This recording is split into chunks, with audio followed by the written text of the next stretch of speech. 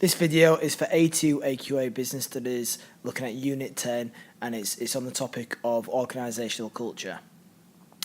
Now, Hofstede carried out research. He was looking at different culture across the world, and he focused his research in IBM. IBM being appropriate, obviously, because they're a major multinational firm. So he carried his research in over 50 countries within IBM sites. Now, he initially found 4 dimensions which related on different cultures, but then with further research with Bond and Minkoff, he created another 2. So there was overall Hofstede's 6 cultural dimensions. So within this video, I'm going to split it into 3. So I'm going to have a part A and a part B. So the next video will go onto the channel soon, and that'll be on the later dimensions. But what's worth remembering is that this theory is really really useful when looking at Unit 9 in terms of international strategy, and it's good at considering firms that are maybe thinking of moving abroad, or maybe firms that are considering outsourcing abroad, or even firms that are thinking about external growth and mergers and acquisitions with foreign firms. Now, the reason why it's good for looking at international strategy is because if you are operating in different countries or with firms from different countries, then there could be cultural clashes, and that's what Hofstede's cultural dimensions help you to identify whether certain countries, based on his dimensions, would be a good fit for your firm and where your firm originates from. Now, the first dimension I'm going to consider is power distance, and without defining it myself, what I'm going to do is I'm going to get Hofstede to do it himself. On YouTube, you can search for Hofstede and his power dimensions, and there'll be 6 interviews with Hofstede, all 10 minutes long. So what I've done is I've just cropped out some of the key points from the video. Is the following: it is the extent to which the less powerful members of institutions and organizations expect and accept that power is distributed unequally. So the power distance lies with the people at the bottom and not with the people at the top. There's always somebody who wants to take the position at the top if the people at the bottom let her or him do it. But it is only if the people at the bottom accept it that this can be done. So, in other words, countries with a high power distance, the subordinates respect authority. They expect strong leadership. They would be expecting more of an autocratic approach. They would admire that. They wouldn't mind taking clear orders and being part of a centralised hierarchy. However, countries with a low power distance, they wouldn't really appreciate that. They would want much more of a democratic approach.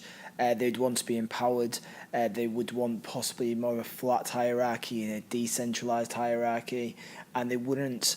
The type of worker wouldn't really be motivated by an autocratic approach.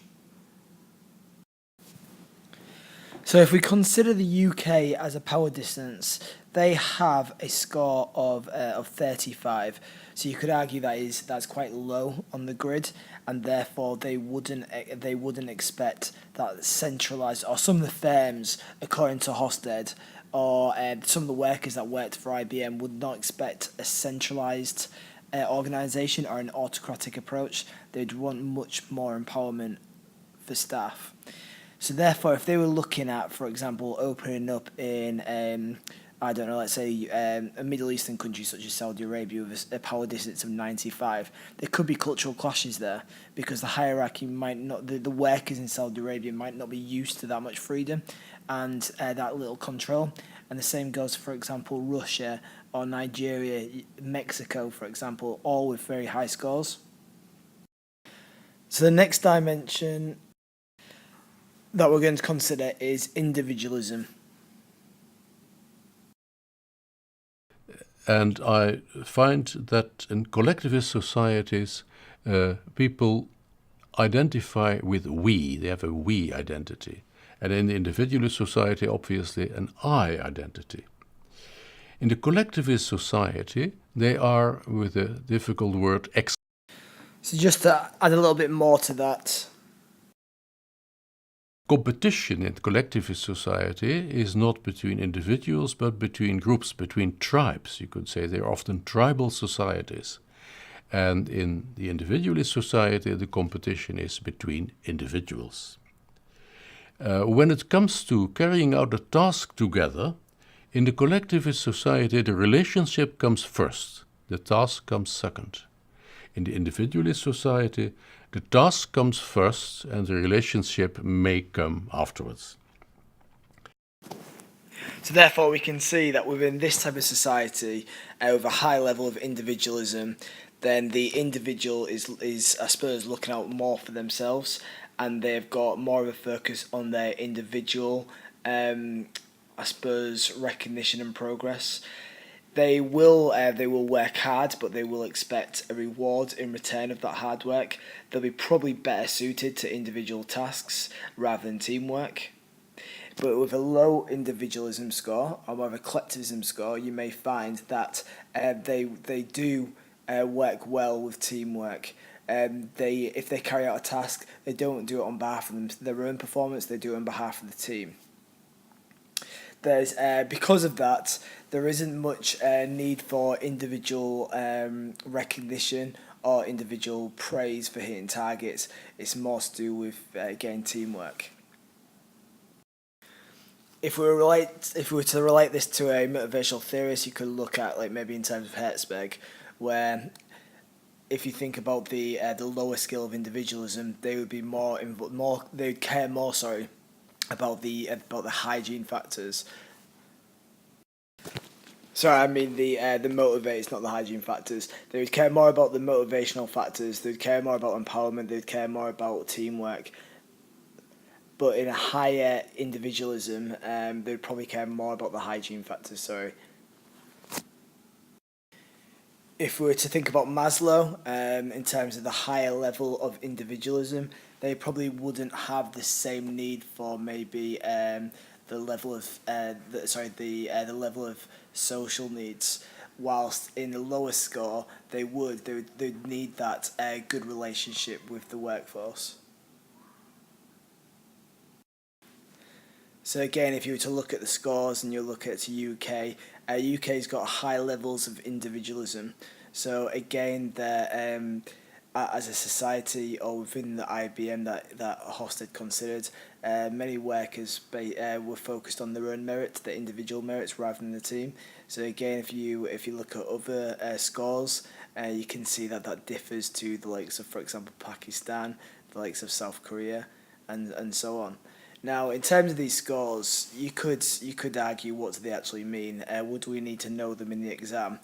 You wouldn't need to know them in the exam because the likelihood is that the case study would provide new data, and the argument is that probably this data would need updating over time, and Hofsted would have to carry out new research to make sure that this is still the case as many countries develop and their cultures also develop.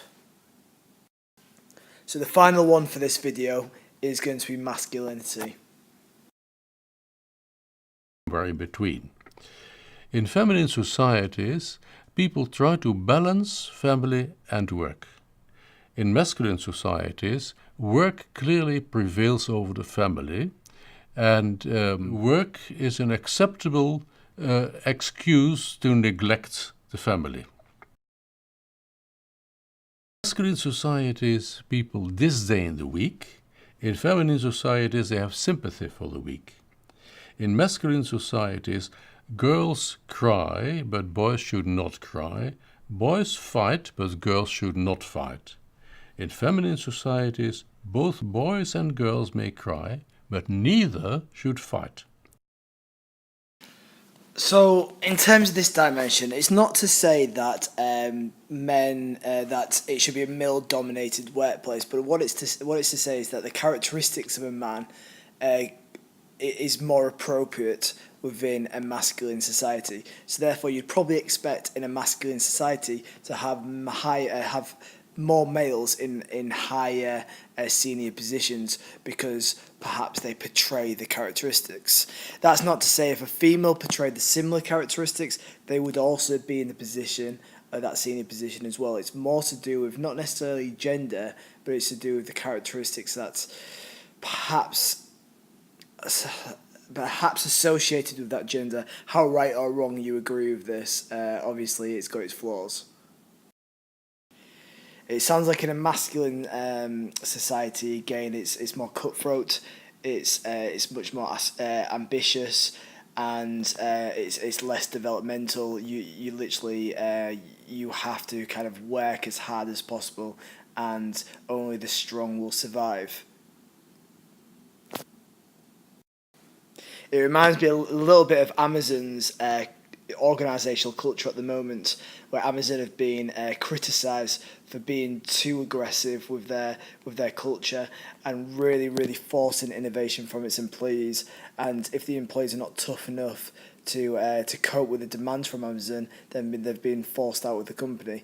You could argue that's following maybe a more of a masculine approach. A more feminine approach would be more developmental. Instead of just being ruthless and getting rid of the weak, we'd want to develop and train them into better employees. So if we have a look at the data, we can see that UK is fairly high, 66. Again, the USA is similar. But what I did notice with one of the highest levels of masculinity was Japan at 95. Now, the Scandinavian countries, some of them are not in it. I think Finland is in this, and you can see that Finland have got a score of 26, but I think Denmark's got a very low score as well. So the Scandinavian countries have got much more feminine characteristics towards their work, whilst the likes of Japan has a very high masculine approach. Now, in terms of Japan, in the news in recent years, we can definitely we can see this because again, what we've noticed is an aging population, and the reason for that is because they're putting work before their families, and they're putting work before actually creating family.